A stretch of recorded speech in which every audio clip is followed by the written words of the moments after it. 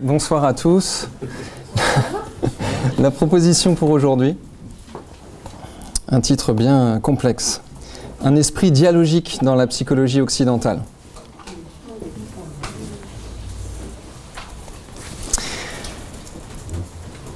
Alors c'est vrai qu'à la base, on devait encore parler de philosophie de l'esprit ce soir. Mais au final, j'ai changé un petit peu le programme et je me suis dit que c'était un peu plus cohérent qu'on parle maintenant de l'esprit dialogique.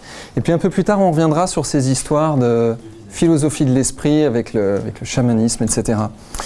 Alors du coup, voici la proposition pour les 3 prochains cours qui seront entrecoupés de venues d'intervenants.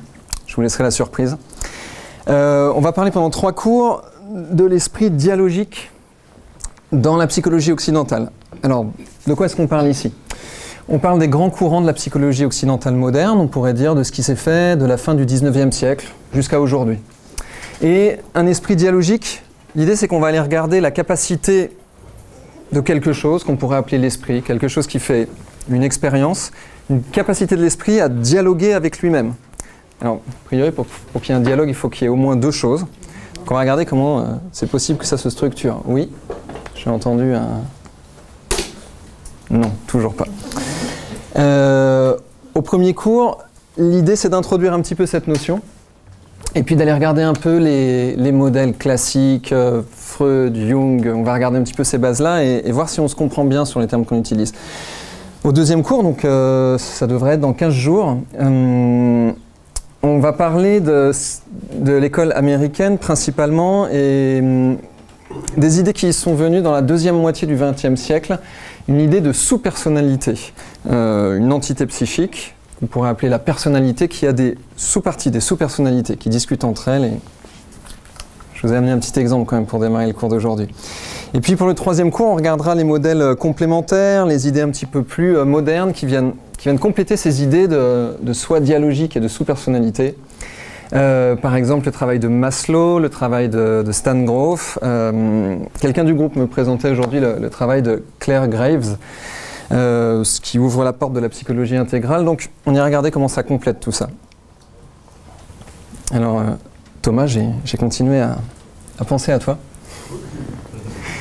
et à l'idée excellente de présenter un peu le plan du cours avant de démarrer comme ça. Donc, qu'est-ce qu'on va faire ce soir ? Eh bien, introduire un peu l'idée d'un esprit dialogique. Qu'est-ce que ça peut être ces histoires de sous-personnalité et du vocabulaire plus moderne des positions du soi. I positions en anglais. Parler un petit peu des problèmes qu'on a sur le vocabulaire. Est-ce que c'est conscience, conscient, ego, voilà, en quoi il y a un peu de questions à se poser là-dessus. Et puis après, comment est-ce que les modèles de la fin du 19e siècle ont introduit cette idée d'un soi dialogique ou d'un esprit dialogique. Et puis ensuite, comme je le disais tout à l'heure, on va regarder un peu brièvement le modèle de Freud, brièvement le modèle de Jung, celui de Assagioli, dont j'ai déjà parlé, et celui de Paul Federn, qui va ouvrir la porte du cours prochain. Prochain cours. Alors...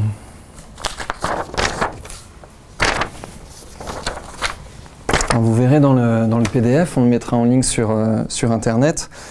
Je me suis dit que pour introduire, mieux valait citer les personnes qui ont beaucoup travaillé sur ça. Alors je ne vais pas vous traduire tout ce qui est écrit là en anglais, mais la première vaut le coup quand même. C'est James Verdieu, qui a beaucoup travaillé sur Assagioli. Il a écrit un ouvrage en 1974 qui s'appelle « Les sous-personnalités et la psychothérapie ».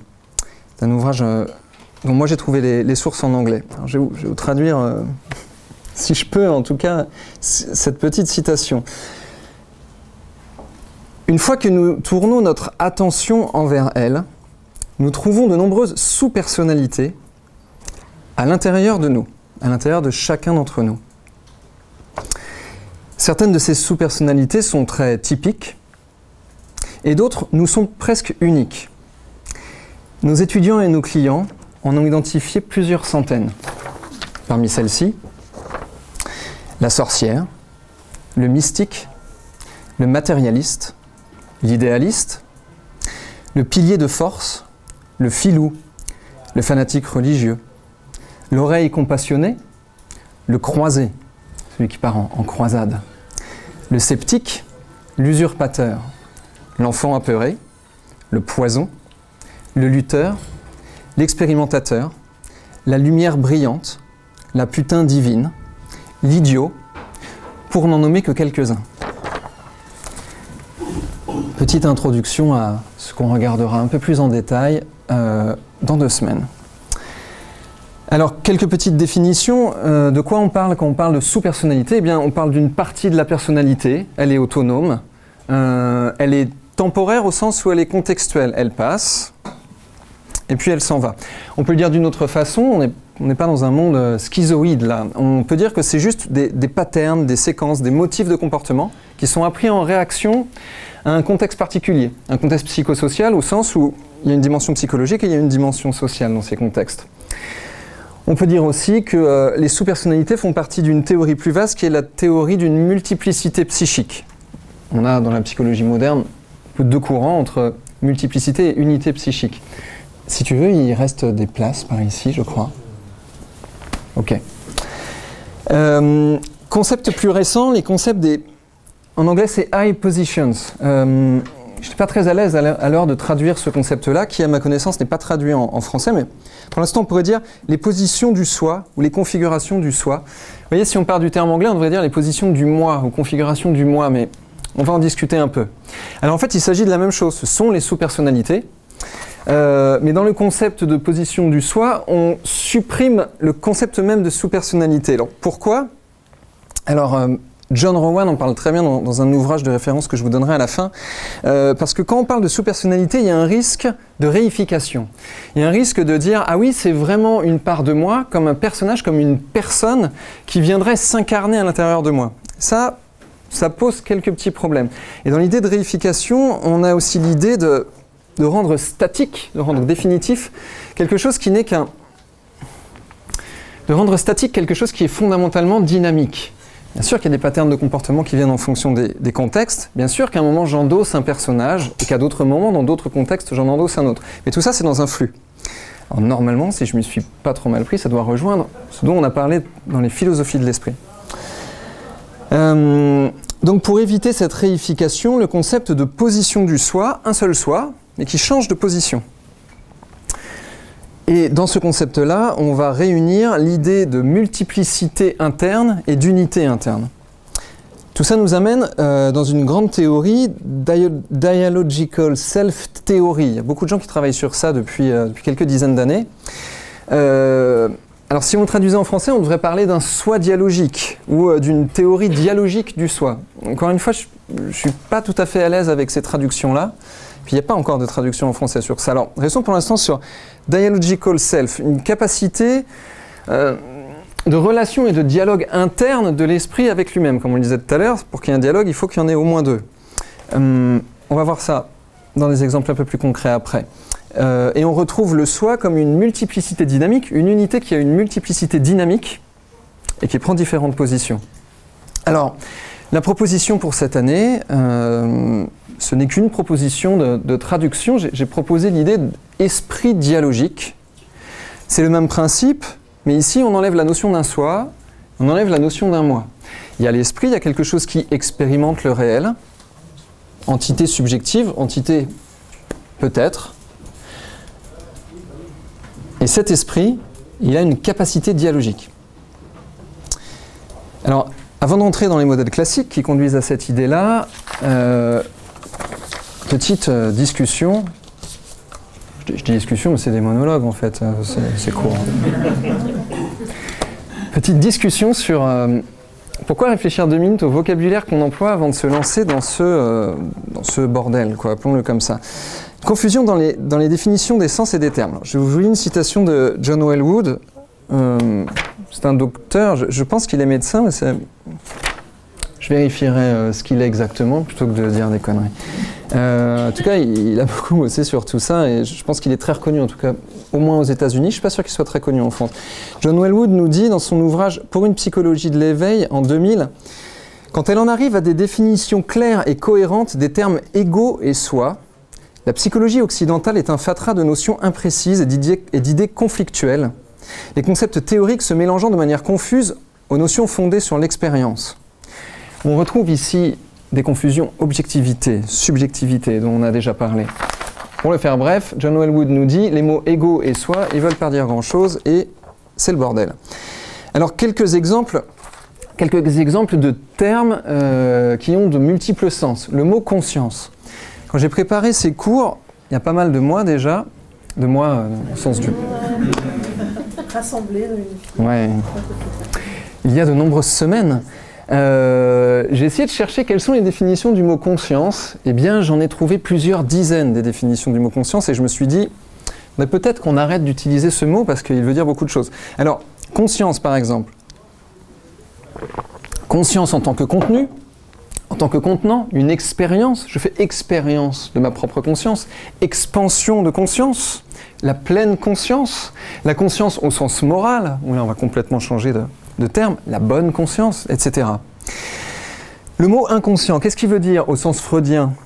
C'est quoi inconscient? Au sens jungien, est-ce qu'il s'agit de la même chose ou de quelque chose de différent? Et quand on emploie ce mot, auquel des deux on se réfère? L'inconscient au sens ericksonien, est-ce que c'est encore différent? Est-ce que Erickson se réfère à une de ces deux grandes courants de pensée? L'inconscient substantif, l'apostrophe inconscient, on pourrait même le réifier, lui aussi, lui mettre un I majuscule. L'inconscient en termes d'adjectif, un comportement inconscient, une fonction inconsciente.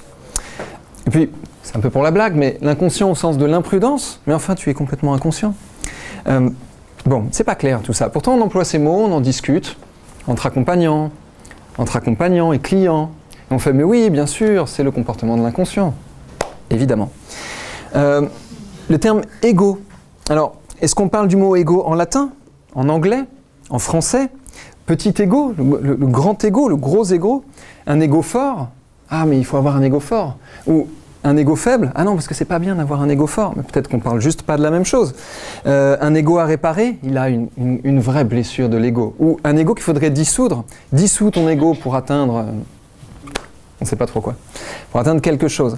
Et est-ce qu'on parle de la même chose quand on fait toutes ces phrases-là? Eh bien, ça vaudrait le coup de se pencher sur la question. Évidemment, je vais bien me garder d'amener une réponse sur ça ici. Et puis, quelques termes qui ont peut-être des sens différents les uns des autres. En français, par exemple, esprit, mental, psyché, âme. En anglais, mind, spirit, soul. Et en anglais, Geist, qui a été tellement utilisé par Jung et Seele. Il y a un terme, j'ai pas réussi à retrouver la référence quand j'ai voulu vous la ramener pour ce soir. Il y a un terme allemand utilisé à la base dans les premiers travaux de Jung, dans les traductions du début du XXe siècle. En français, il a été traduit par âme, et en anglais, il a été traduit par psyché, psyché peut-être en anglais. Ça fait peut-être des quiproquos en fait ces histoires-là. De quoi parlait Jung réellement? Bien, c'est bien dommage, il n'est plus là pour qu'on lui demande, donc faisons un peu attention à ces choses-là. Alors, on peut se méprendre en parlant d'état de conscience, en parlant d'état de conscience modifié, en parlant de dialoguer avec l'inconscient. Jung, par exemple, dans les traductions françaises, a écrit un ouvrage donc, traduit en français par Dialectique du moi et de l'inconscient. De quoi parle-t-il en fait réellement? Et dans les propos populaires, ah lui il a un gros ego. Ah lui ces temps-ci il est comme ça, il est en train de développer un super ego. Mais on va le voir dans quelques minutes, super ego ça a une définition quand même extrêmement claire dans une autre langue que le français. Ça va jusque là? Vous êtes prêts pour la suite? Quelques prémices au modèle classique. Ce que j'appelle les modèles classiques sont Freud, Jung, Assagioli et... Restons sur ces trois-là. Pierre Janet à nouveau. Fin du 19e, dans l'automatisme psychologique, un immense pavé, fascinant. Deux parties dans l'ouvrage de Pierre Janet, l'automatisme psychologique. Un automatisme total, je ne sais plus s'il l'appelait automatisme complet, quelque chose comme ça. Et dans la deuxième partie de son ouvrage, un automatisme partiel. On trouve l'idée d'un quelque chose, alors l'automatisme c'est nous, hein, automatisme psychologique. Quelque chose qui est automatique à l'intérieur, complètement ou partiellement. Et Pierre Janet nous propose les notions d'actes subconscients. C'est Janet en fait qui a amené l'idée de subconscient. Il y a beaucoup de gens qui disent mais en fait c'est une traduction de l'inconscient chez Freud. Eh bien non, ce n'est pas une traduction de l'inconscient chez Freud, c'est l'idée de Pierre Janet. Et Pierre Janet propose aussi l'idée d'existence psychologique simultanée les unes aux autres. Alors, pour ma part, j'interprète ça comme étant l'ouverture de la porte aux sous-personnalités. Aujourd'hui, on dirait peut-être des entités psychologiques simultanées. Mais peut-être qu'il ne parle pas exactement de ça, donc on vérifiera un peu plus en détail. William James, en 1890, pardon. À chaque fois, je lui rajoute ou je lui enlève un siècle à William James. Je ne sais pas pourquoi. William James, il propose la notion de constituant du soi. Donc là, à nouveau, on est en plein dedans, hein. Il y a le soi et puis il y a des constituants dans le soi. Je vous l'avais dit à la toute première soirée, la soirée de présentation générale, un peu comme le corps et les organes du corps. Les constituants du soi, qui ont des sentiments et des émotions propres et qui ont une intentionnalité. Ils prennent des décisions et ils posent des actions. Alors, brièvement, je l'ai dit à propos d'autres sujets, mais ce serait un peu prétentieux de penser qu'on peut parler de ces modèles-là en quelques minutes. L'idée ici, c'est plutôt de vous présenter des choses, on transmet de la bibliographie et que chacun, y compris les gens, les gens sur Internet, que chacun puisse vérifier en fait ce qu'il a envie de vérifier, et creuser ce qui le passionne le plus dans toutes ces questions-là. En tout cas, ça ne peut être qu'une présentation très générale. Alors, William James, dans ses constituants, avait fait 4 catégories. Le soi matériel, le soi social, le soi spirituel et le pur ego. Le soi matériel, bien sûr, qui est en lien avec tout ce qui est physique, le corps, les éléments physiques qui sont apparemment externes à la personnalité, comme la maison, les vêtements, les êtres humains, etc., qui sont de la matière a priori. Le soi social, mon interaction avec la société, l'interaction de la société avec moi, mes réactions aux autres, les réactions des autres à ce que je suis. Un soi spirituel, et là c'est intéressant, c'est la fin du 19e siècle et le mot spirituel est encore très teinté d'éthique. Aujourd'hui, il a un peu d'autres significations. Donc on est dans des questions, principalement des questions de morale ici. Des questions de morale et des questions d'orientation de la volonté. Et puis, ce que William James appelait le pur ego. La totalité de tout ça peut-être. À vérifier cette notion. Et puis évidemment, tout à la fin du 19e siècle, il y a un type génial qui se nourrit de tous ces prémices, qui vient faire une petite révolution. Alors j'en ai discuté avec les membres de l'équipe. C'est délicat de parler de Freud, surtout en France. Face à la pensée de Freud, on voit surtout des extrêmes. On voit des gens qui sont très pro-Freud. C'est un génie, c'est sacralisé, on ne peut pas y toucher, le remettre en question, etc. Peut-être. Et puis on voit des gens qui sont très anti-Freud. Ah, mais c'était un fou furieux, ses idées sont obsolètes, il s'est basé sur lui-même pour dire des choses complètement erronées. Peut-être aussi. Pour nous, ici en hypnologie, on va se dire, pas trop d'extrêmes. C'est quand même quelqu'un qui a orienté la pensée occidentale. La pensée de cet homme est encore extrêmement utilisée, notamment en France. Donc, traitons-la avec prudence, et puis traitons-la avec respect. Alors, comment est-ce qu'on passe de Freud à l'idée d'un soi dialogique? Eh bien, je vous laisserai vous en faire votre propre idée. Pour le dire en quelques mots, Freud a présenté par vagues successives 2 grands concepts de la structure de l'esprit, qu'il a appelé l'appareil psychique. Dans le premier, à gauche, là, tout en bas, dans le premier, déjà, on a le conscient. Donc, le conscient, il est en lien avec la conscience qui expérimente. Il y a l'idée d'un processus attentionnel là-dedans. Quelque chose qui reçoit des informations. En dessous de ça, il y a le préconscient. Le préconscient, pour le dire encore une fois en quelques termes simples, c'est ce qu'il y a juste avant le conscient. Une métaphore qu'il donnait, c'est le phénomène de « j'ai le mot sur le bout de la langue ». Il est là, il est vraiment là ce mot, mais je ne l'ai pas, mais il est tellement présent. Ça vous parle? Ok. Là, on est dans le préconscient. Des pensées qui ne sont pas conscientes, mais ce ne sont pas des choses qui sont refoulées, elles ne sont juste pas encore complètement conscientes. Il y a comme un processus cognitif qui est en train d'accéder à de l'information, mais elle n'est pas complètement disponible à la conscience. Pour résumer brièvement, on pourrait dire que c'est un peu tout ça, le préconscient. Il y a l'inconscient. Je pense que ça, l'inconscient freudien, c'est un peu plus connu, un peu mieux compris. Donc, d'après Freud, il y a quelque chose qui censure des informations qui ne sont pas disponibles à la conscience et qui sont refoulées dans ce qu'on pourrait appeler l'inconscient. Donc là, on a les traumas, les transgressions sociales qui sont interdites, les souvenirs douloureux dont on ne veut pas se rappeler, certaines représentations et puis des mémoires auxquelles on ne peut pas avoir accès pour différentes raisons. Et puis il y a une autre instance, la censure, qui, elle, est une fonction de placer certains éléments de notre expérience dans l'inconscient. Ça va ?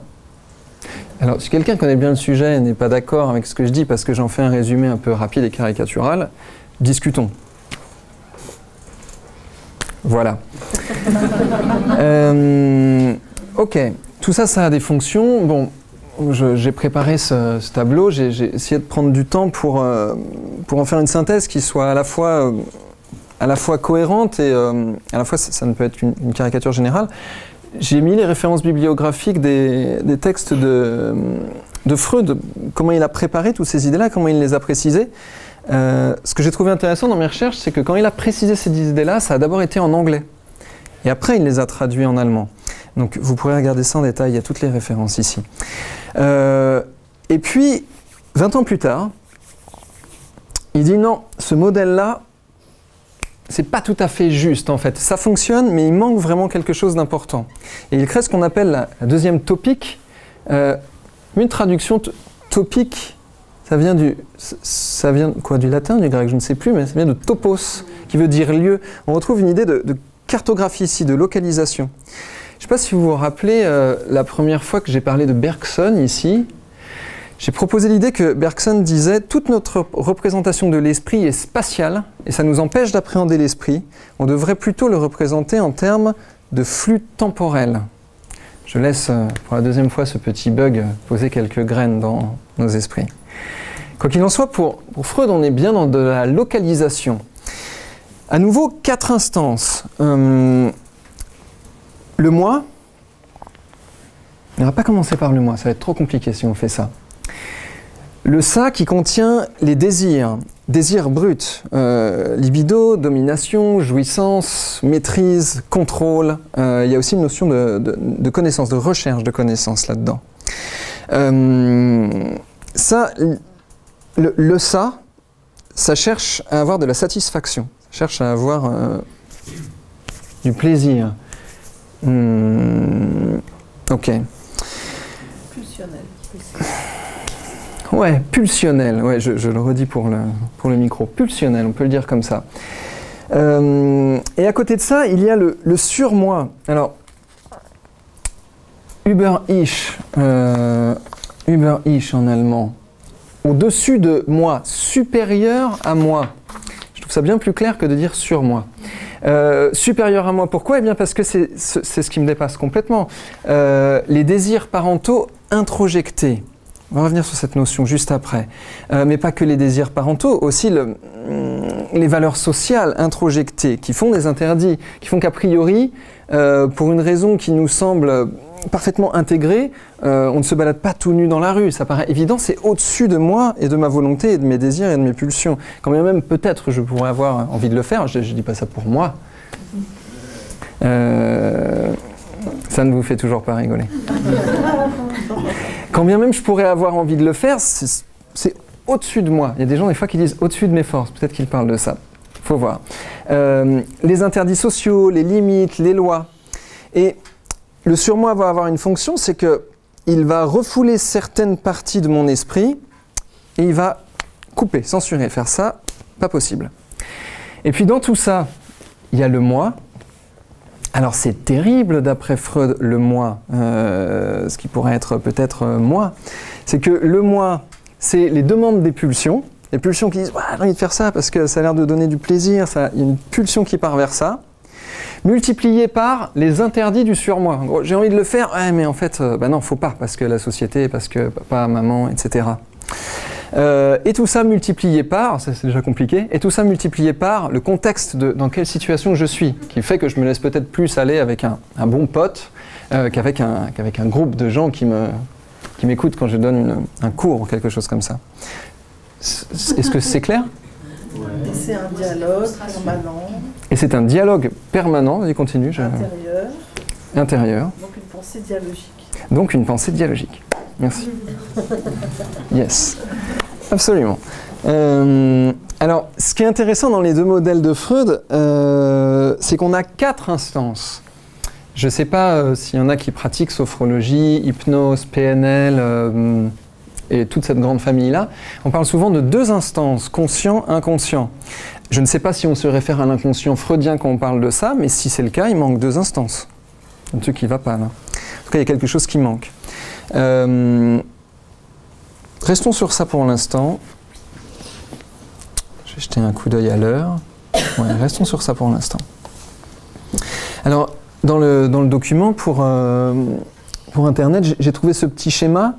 Ça se base ce schéma se base sur des dessins de Freud, où il a essayé d'imbriquer les 2 topiques l'une dans l'autre. Et puis je vous ai mis les mots d'origine en allemand, les traductions traditionnelles, et puis j'ai fait un peu de recherche sur les sources de ces mots-là. Peut-être que ce serait bien qu'on regarde un petit peu plus le sens de ces mots pour... nous ici en hypnologie, on veut créer des modèles, on veut montrer des modèles dynamiques d'une subjectivité modulante. Cette pensée, elle pourrait nous intéresser, mais faisons attention au quiproquo. Alors, vous aurez ce document-là, et puis sur le document d'avant, il y a une proposition aussi avec l'anglais, puisque Freud a aussi travaillé avec l'anglais, donc avec tout ça, ça pourra peut-être préciser un petit peu ce qu'il y a en dessous des mots.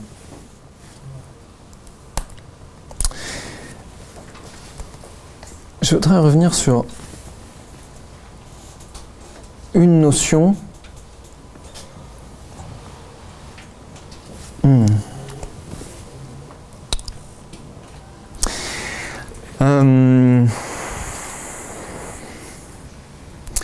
Le conscient, das Bewusste, l'inconscient, das Unbewusste, et le préconscient, das Vorbewusste, tout ça se base sur Bewissen, tout ça se base sur Wissen en allemand.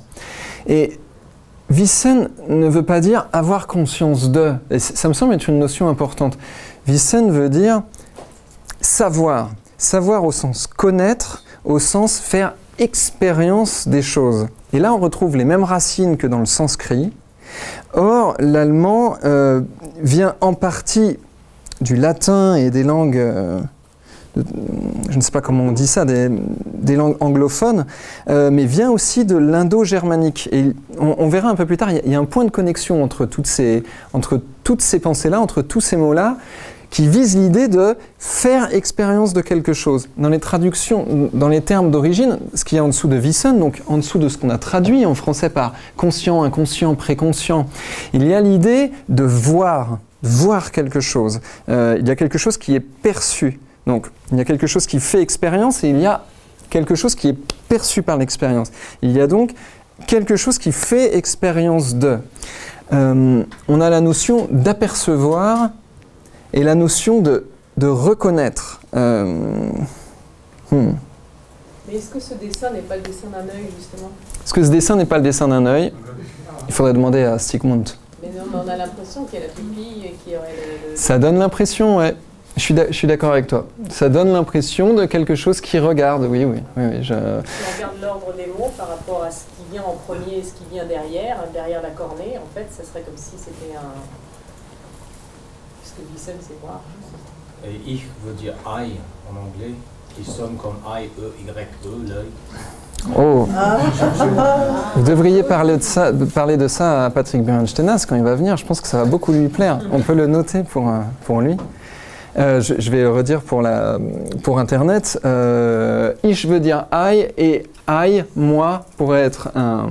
La lettre I, je. Voilà, peut être I, l'œil aussi, qui est avec le document, parce que je crois que l'écran n'est pas sur la caméra.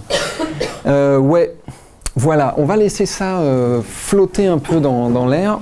Il y a toute cette idée-là. Ce que je voulais vous dire avec ce retour à la racine Wissen en allemand, c'est que personnellement, je pense qu'avec les histoires de conscient, inconscient, conscience, on fait fausse route.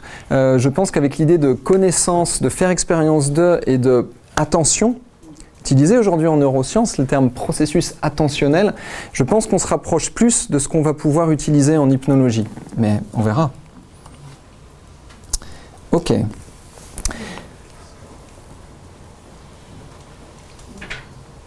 Et puis dans les mêmes périodes, 1900 à 1920, 1930, il y a un autre type brillant, Jung, qui travaille avec Freud. Ils travaillent ensemble quelques temps et ça a bien marché. Puis après, il y a une divergence de point de vue entre les deux. De point de vue philosophique et une divergence de méthode aussi. Alors Jung a proposé son propre système, à nouveau, en 4 instances.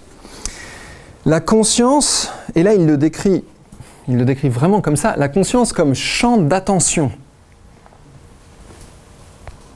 La conscience expérimente ce qu'il y a à l'intérieur, à l'extérieur, et crée des représentations de l'environnement. Deuxième instance, un inconscient personnel.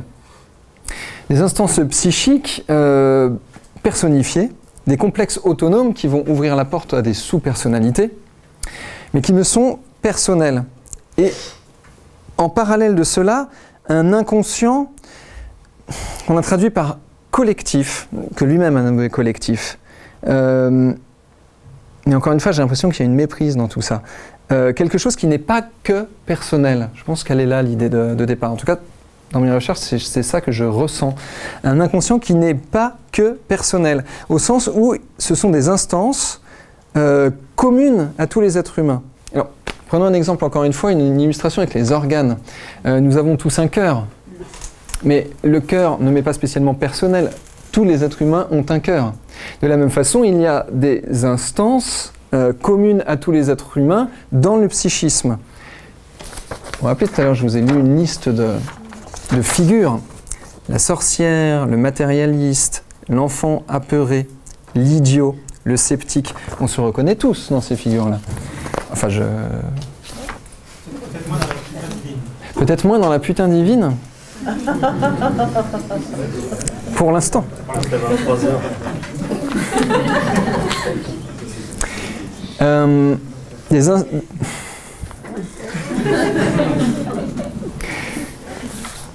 Ouais. Des parties qui sont dans l'inconscient collectif. Moi, je proposerais l'inconscient pas que personnel. C'est pas joli, pas que personnel. Donc, commun à tous les êtres humains. Alors là, bien sûr, on va retrouver l'idée des archétypes, les grands archétypes, animus, anima, puer, l'enfant, ce qui ouvre la porte à l'idée d'enfant intérieur, senex, je pense que c'est le sage âgé, qui peut être à l'intérieur de nous, etc., etc. Et puis, quatrième instance, le soi. Et là, je suis bien embêté à l'heure de dire qu'est-ce que serait le soi d'après Jung. Ça a l'air d'être un peu mystique. Quelque chose qui est transcendant, à la fois c'est tout ce que je suis, mais c'est aussi au-delà de ce que je suis, donc je préfère pas en parler que de dire des bêtises. Et dans l'inconscient personnel, il y a 3 figures qui vont être très intéressantes pour ceux qui font l'accompagnement et toutes ces choses-là. Le moi, et j'attire votre attention que chez Jung, le moi est dans l'inconscient.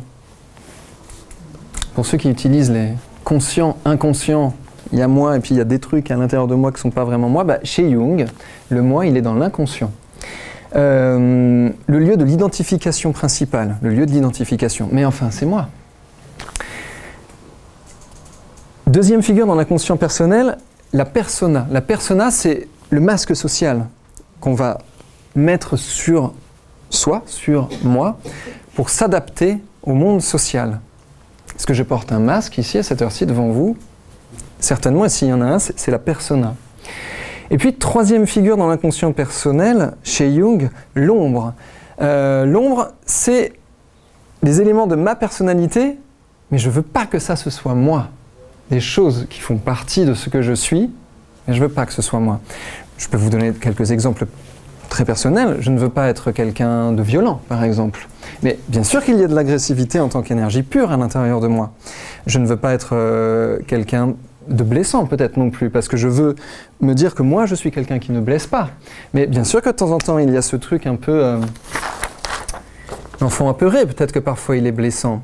Le filou, peut-être que parfois il est blessant. Le poison, peut-être qu'il est très blessant. La sorcière, peut-être qu'elle est très blessante. Bref, il y a des choses qui sont à l'intérieur de moi, mais je ne veux pas être cela. Alors elles vont dans l'ombre. Et dans l'inconscient personnel de Jung, il y a tout ça. Ce que je veux être, ce que je me sens devoir être, parce que je suis dans un lien social, et ce que je ne veux pas être. Et les trois tournent ensemble. C'était quoi ta phrase tout à l'heure ? Un dialogue permanent entre le ça et le surmoi, chez Freud. Mais là, on est Alors ici, ce serait un dialogue permanent entre le moi, la persona et l'ombre. Ce que je veux être, ce que je représente et ce que je ne veux pas être. Et ça va tourner ensemble. Je ne prétends pas avoir longuement étudié Jung. J'y ai juste passé de nombreuses semaines, mais son travail est tellement vaste. Ce que je crois en avoir compris, en tout cas pour l'instant, c'est que Jung dit il faut d'abord commencer par l'ombre, parce que c'est ça qui pose problème. Tant qu'elle est dans l'ombre, elle agit par derrière. Et parce qu'on ne veut pas l'être, ça passe à travers, et ça agit à travers nous. Et après on fait, mais enfin, comment ai-je pu agir comme ça ? Je ne suis pas comme ça, moi. Et c'est plus le même. Un peu embêtant. Et là, on ouvre très fortement la porte de sous-personnalité. Ça va jusqu'ici ? Quelques petits schémas pour montrer comment ces instances, c'est le nom officiel, comment ces instances sont imbriquées les unes dans les autres. Bon. Un schéma, c'est pas fait pour être décrit, c'est fait pour être regardé. Alors, je vous laisserai le contempler.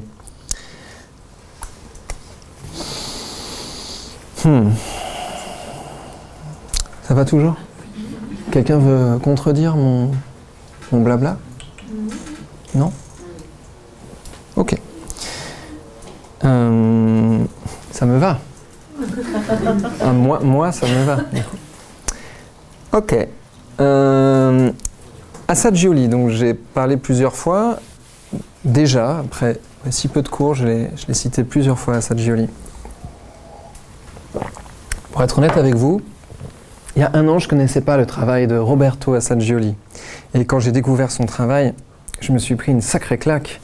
Devant la cohérence de son travail d'une part et devant le fait que, je ne sais pas pour vous, mais je n'avais pas entendu parler de ce monsieur en fait. On va en parler de temps en temps. Il propose une autre cartographie ou un autre découpage, on pourrait dire, de l'esprit. Tout au centre de son schéma, c'est moi. Puisque je suis le centre de l'expérience que je fais de moi-même et du monde. Et puis, autour de moi, il y a un champ de conscience. Il y a quelque chose dont moi fait expérience. Jusqu'ici, rien de bien nouveau. Mais Assagioli propose l'idée que le moi, le petit moi, là, qui est au centre de tout ça, n'est qu'une projection de quelque chose qui est supérieur, qu'il appelle le moi supérieur ou qu'il appelle le soi. Alors là, il faudrait vraiment du temps pour préciser cette idée-là, mais dans quelques temps, on aura fait une traduction d'une synthèse du travail d'Assagioli. On a commencé à travailler sur ça. Traduction qui présentera de manière synthétique et assez claire, je l'espère, toute cette idée-là. En tout cas, moi, centre de l'expérience auto-identifiée, qui fait expérience de quelque chose dont j'ai conscience, on pourrait dire. Donc, traduction des termes que je propose, qui est disponible à mon attention immédiate.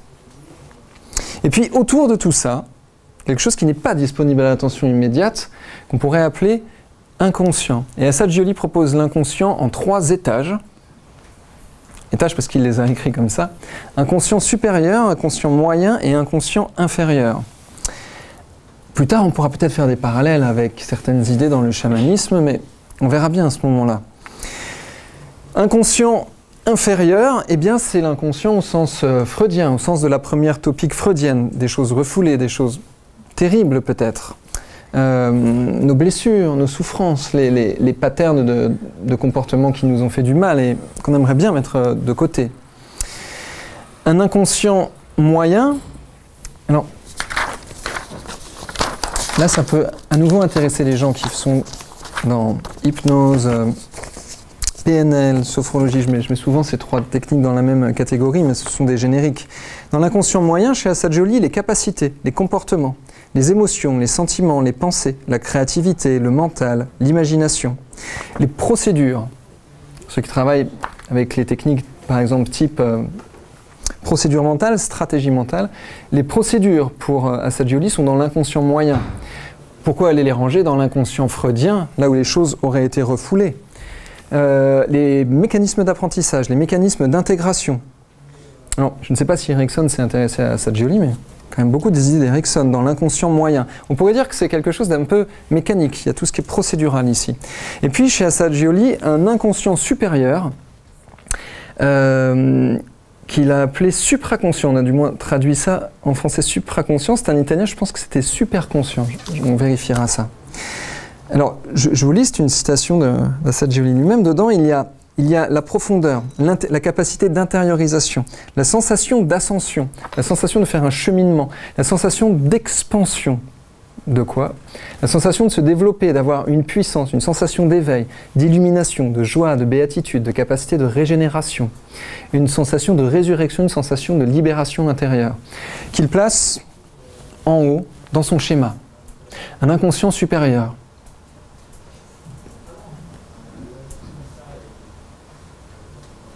Et donc chez Assagioli, un inconscient supérieur, avec toutes ces choses-là, je ne sais pas comment ça résonne chez vous, un inconscient moyen avec toutes ces idées de procédure, nos capacités, nos comportements, nos émotions, et puis l'inconscient freudien.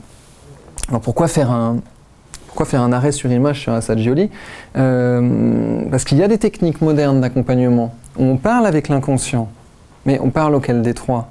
Et si on en prenait deux et qu'on les faisait dialoguer pour voir ce que ça fait, ça pourrait être marrant. Non? Et si on essayait de les mettre d'accord, pour peu que ce soit réellement des instances différentes. Ce monsieur, il n'est pas complètement idiot. S'il a proposé ça comme ça, c'est qu'il a beaucoup expérimenté tout ça. Puis vous savez, la plupart de ces penseurs, de ces chercheurs, c'est des gens qui ont commencé à ériger des modèles après avoir fait des centaines, des milliers de séances d'accompagnement, en se disant, il y a des choses qui reviennent tout le temps quand même, on pourrait essayer de cartographier, de modéliser un petit peu ça. Pas des idées qui sortent comme ça d'un songe, enfin pas tout le temps en tout cas. Et puis un quatrième inconscient chez Assagioli, l'inconscient collectif au sens de Jung. Un inconscient avec des choses qui sont non personnelles, non biographiques, qui n'appartiennent pas à l'individu. Balèze, non? Quelle belle conclusion. Bon. On est presque au bout pour aujourd'hui. Je voudrais vous présenter un quatrième modèle qui me semble devoir faire partie des modèles classiques. Paul Federn, fin du 19e siècle, début du 20e siècle. Paul Federn, lui aussi, a longuement travaillé avec Freud, avant de prendre ses distances avec Freud. Et Paul Federn est celui sur lequel les gens qui ont développé le concept de sous-personnalité, il est l'un de ceux sur lesquels ces gens se sont beaucoup appuyés. Elle est claire, ma phrase? Mais on l'a traduit clair. Merci. Ok. Alors là, le postulat est clair cette fois. Pour Paul Federn, la personnalité est composée en parts séparées. Et ces parts séparées, il les appelle Ego States. Ich-Zustände en allemand. Et quand j'ai préparé ce cours, j'ai essayé de traduire ça. Les états du moi, les états de je, et je me suis dit on va garder Ego States. Parce que sinon j'ai l'impression qu'on va partir encore dans de la confusion. Et Paul Federn dit la personnalité s'identifie à un Ego State qui est présent à la conscience et qui dit « mais c'est moi ». Ok. Ça va comme concept? Je pense peut-être aujourd'hui, c'est peut-être pas si étonnant que ça comme idée, quoique, mais c'était un peu révolutionnaire quand même comme idée. Alors, encore une fois, je pense que ça peut accompagner les gens qui accompagnent, ça peut intéresser les gens qui accompagnent les transformations de la subjectivité, les thérapeutes, les coachs, etc. Comment se créent les ego states? Eh bien, ils se créent avant tout dans la répétition d'une tâche. À force de répéter une tâche, il y a un chemin neuronal, physique, et il y a une habitude psychique qui se crée avec sa propre émotion et liée à un contexte. Et dans la répétition de cette tâche avec une émotion et un contexte se crée un ego state. Il se crée dans l'expérience pour des raisons sociales. Il faut qu'il y ait un feedback pour que se crée un ego state. Donc évidemment, on peut supposer que, du moins dans l'enfance, la petite enfance, il y a un fort feedback avec certaines personnes en particulier. Et il va y avoir des stimuli qui vont favoriser une réponse. Alors, j'ai une émotion particulière à un certain âge. Je suis dans une tâche, et puis il y a un environnement externe qui me fait « ouais », qui m'encourage dans ce truc-là. L'émotion va se teinter. Et il y a quelque chose dans l'esprit qui va dire « bon, ça a l'air de plaire à qui il faut, ce truc-là. Donc c'est plutôt que je vais aller dans cette direction-là. » À l'inverse, je développe une tâche et il y a quelque chose qui vient dire « non, cette tâche-là, c'est pas vraiment la bienvenue. » Peut-être pour de bonnes raisons, peut-être pour de très mauvaises raisons. Peu importe, mais quelque chose qui va venir associer, pour ceux qui sont dans l'hypnose ericksonienne, on pourrait dire qu'il va ancrer le fait que non, ça, c'est pas ça qu'il faut poser en fait comme acte. C'est pas propice. Ce n'est pas vraiment bienvenu. Alors là, il va y avoir un feedback négatif et il va y avoir un ego state particulier qui va se créer. Là, on peut voir une proximité avec la pensée de Freud dans ses histoires d'apprentissage et de censure, de refoulement de certains comportements.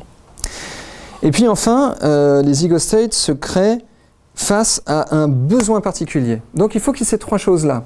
Un besoin, un feedback de l'externe, un lien social, donc, et la répétition d'une tâche. Et ensuite, on pourrait dire, en termes informatiques modernes, que c'est comme un programme qui va s'écrire, se répéter, se développer jusqu'à ce qu'il soit bien installé dans quoi? Le processeur?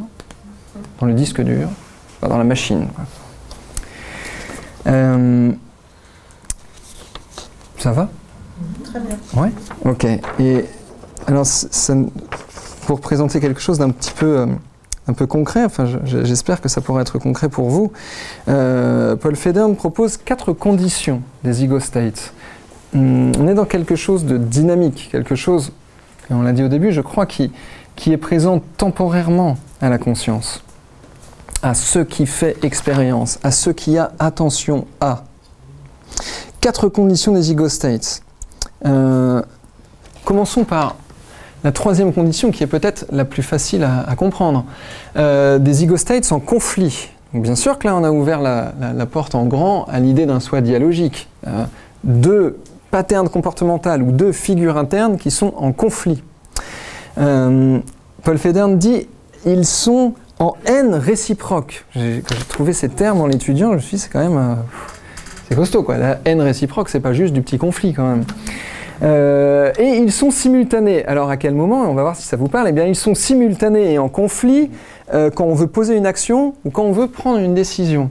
Alors, je sais pas si ça vous est déjà arrivé à vous de vouloir prendre une décision à un moment et de faire « ouais, mais d'un point de vue, oui, mais d'un point de vue, non, et d'un point de vue, oui, mais d'un point de vue, non. Non, bah non, donc non. Ah, mais si, quand même. Si, bon, si. Ah, mais non. » Et il y a un truc, c'est la guerre, quoi. Alors, ça parle à qui, ce que je dis là?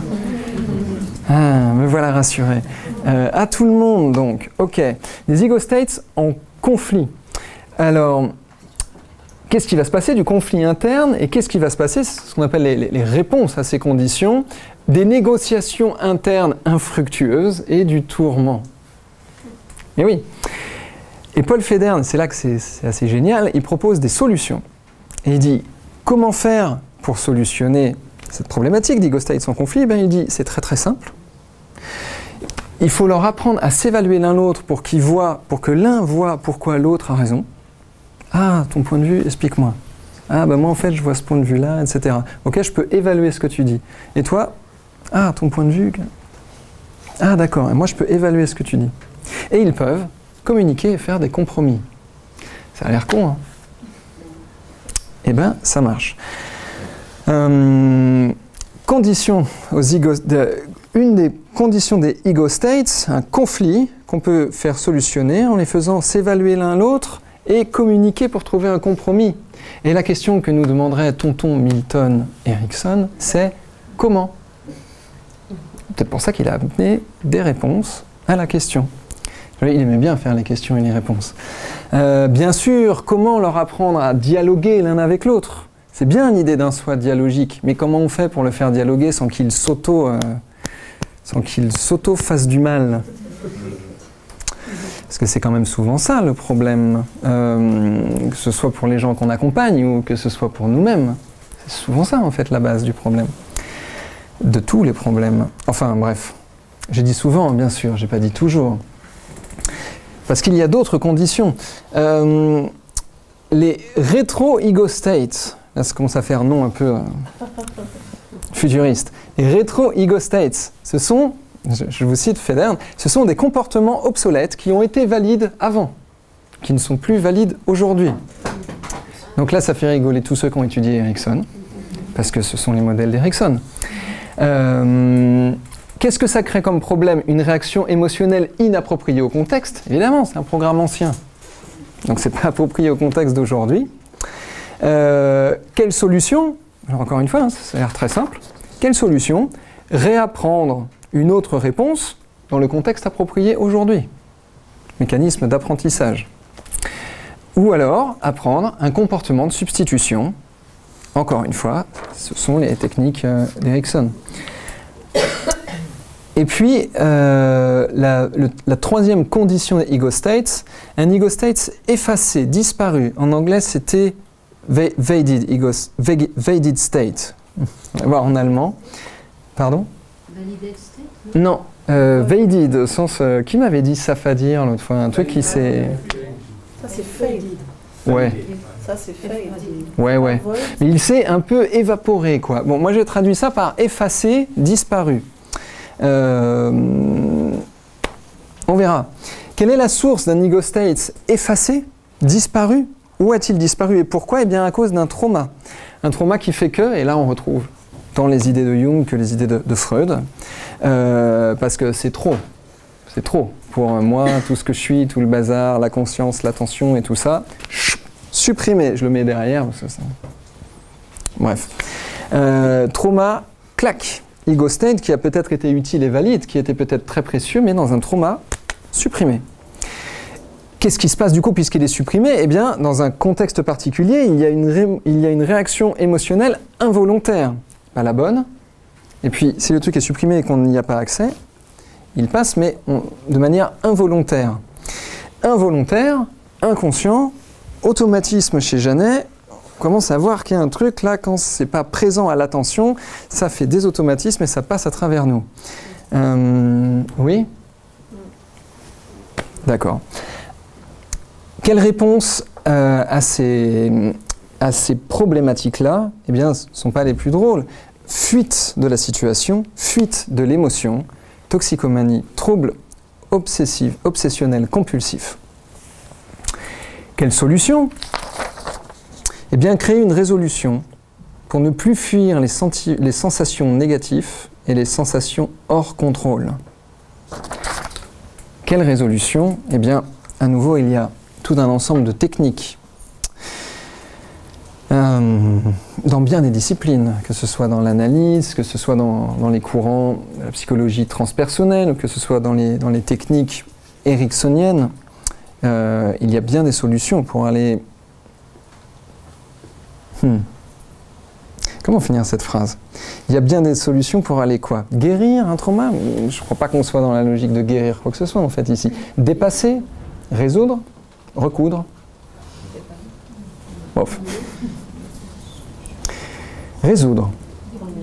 C'est en tout cas ce que nous propose Federn à la base. Une résolution. Tu disais? Apaiser. Bien des techniques. Voilà. 3 conditions aux ego states, ces espèces de parties de la personnalité qui se sont forgées dans la répétition d'une tâche. 4 conditions qui nous posent bien des soucis, qui nous posent des souffrances morales, émotionnelles, psychiques, peut-être même physiques. Et puis, heureusement, une 4e condition aux ego states, une condition que Paul Federn appelle normale. Quelle en est la source? Eh bien, aucun des 3 autres problèmes. C'est normal en absence de 3 autres problèmes. Et qu'est-ce que ça crée comme réponse de l'esprit, de la paix intérieure? Ça donne envie, non? Ça a l'air sympa, paix intérieure. Alors, Thomas, c'est là que je me rends compte que j'ai repensé à toi pour préparer le plan du cours, mais je n'ai pas préparé de conclusion. Mais on progresse. Conclusion. Conclusion à suivre, puisqu'il y a encore 2 cours pour parler de tout ça. Les prochaines fois, on parlera de Eric Berne avec l'analyse transactionnelle, de Fritz Perls avec comment ça s'appelle, la Gestalt, Virginia Satir, James Varju, Hall et Sidra Stone avec l'idée de Aware Ego. Ça fait un peu de teaser, non? Ouais. Et puis nous finirons dans le 3e volet par Maslow, Stangrove, Gilligan et peut-être Claire Graves si on a eu le temps de préparer tout ça. Alors le prochain cours, si je vous parle d'Eric Berne, de Virginia Satir, c'est on présentera des choses un peu plus concrètes, des outils. Là on va vraiment rentrer dans l'idée, ok, il y a des sous-personnalités, c'est comme ça. C'est du moins, c'est peut-être qu'une théorie, mais on va partir de ce principe-là, et puis on va aller vraiment regarder, pas seulement des modèles psychologiques, mais des modèles thérapeutiques. Je discutais récemment avec l'un d'entre vous ici, qui est docteur en psychologie clinique, et qui me disait, ce n'est pas licence, master, doctorat de psychologie clinique. Ces écoles, là, souvent écoles américaines, ces modèles thérapeutiques ne sont pas enseignés. Alors, si ce n'est pas enseigné à la fac de psycho, eh bien ici, on va s'y coller. Ouais, là pour le coup c'est un peu arrogant, mais ça, j'assume. Quand j'ai préparé ce cours, j'avais l'idée du soi dialogique. J'avais l'idée de parler des sous-personnalités. Et je me suis dit, ça pourrait être bien qu'on fasse un cours sur ça et qu'on montre quelques modèles. Parce que moi non plus, on ne m'a pas donné les cours sur toutes ces histoires-là, donc je ne me rendais absolument pas compte. J'en ai trouvé 40 des modèles. Voilà, ils sont là. Je vous l'ai mis dans l'ordre chronologique. J'ai passé énormément de temps sur ce sujet. Ce document n'existe pas. Enfin, voilà, maintenant il existe. Avec les dates, qui a fait quoi, quelles sont les idées clés. Et toute la liste à droite, là, ce sont des livres, des ouvrages écrits par ces gens. Donc c'est la synthèse de tout leur travail, quoi. Je pensais en trouver 4-5 des modèles de soi dialogiques. Eh bien non, j'en ai trouvé une 40aine. Donc ça m'a un peu surpris d'en avoir jamais entendu parler. Vous en avez entendu parler, vous, de cette idée-là? Oui. Je peux voir qui avait entendu parler de sous-personnalité d'un soi dialogique. 5, 6, 7, 8. Ouais, 8 on est 60 à peu près.